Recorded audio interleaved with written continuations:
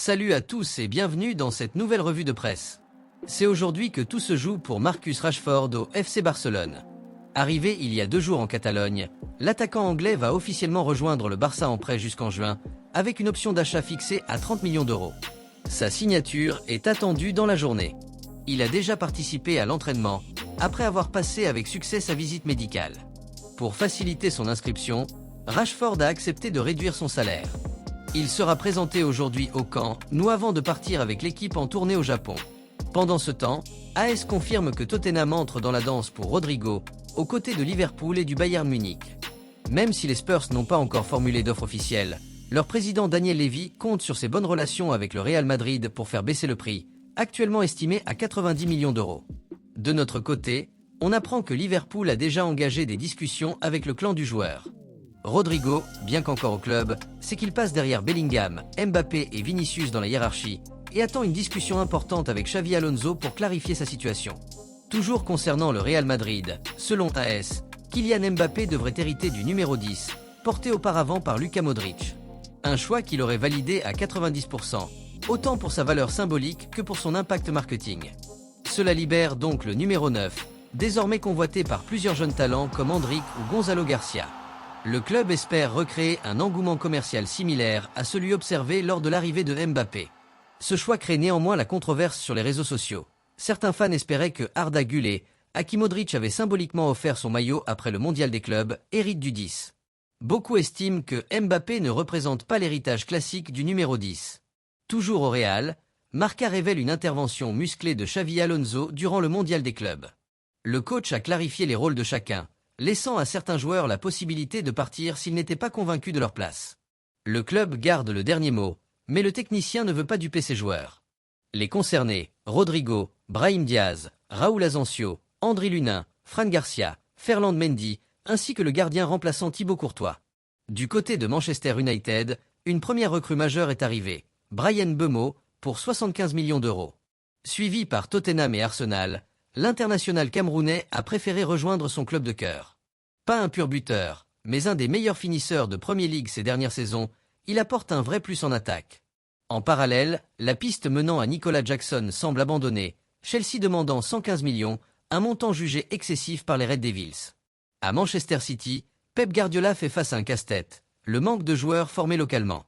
Avec les départs de Walker, Grealish ou MCATE, le club est déséquilibré sur le plan réglementaire après avoir dépensé 335 millions pour des joueurs étrangers. Des cibles comme James Trafford, Livramento ou Gibbs White sont envisagées pour rééquilibrer l'effectif. Du côté de Chelsea, Raheem Sterling est poussé vers la sortie.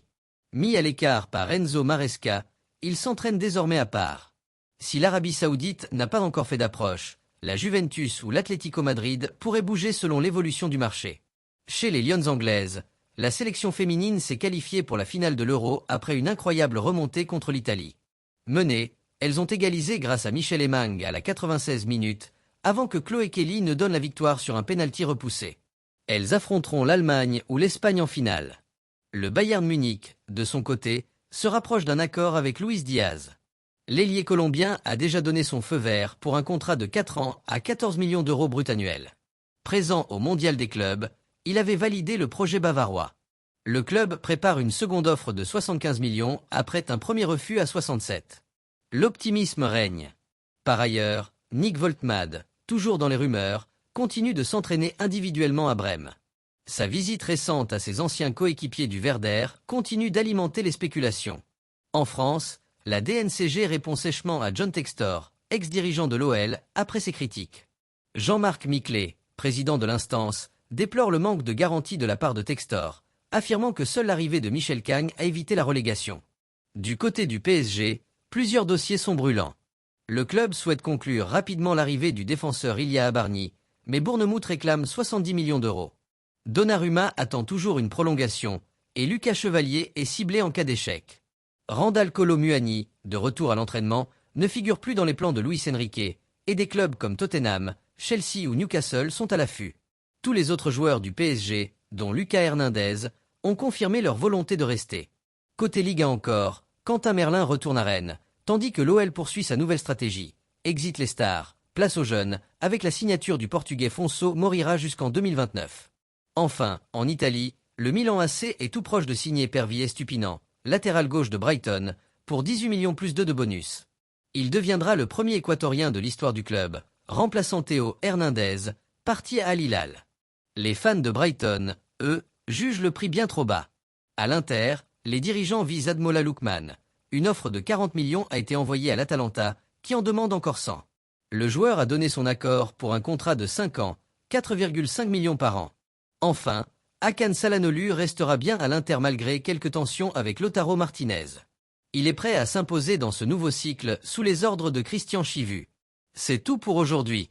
Merci de votre fidélité, et on se retrouve ce soir pour le JT Foot Mercato. Excellente journée à tous.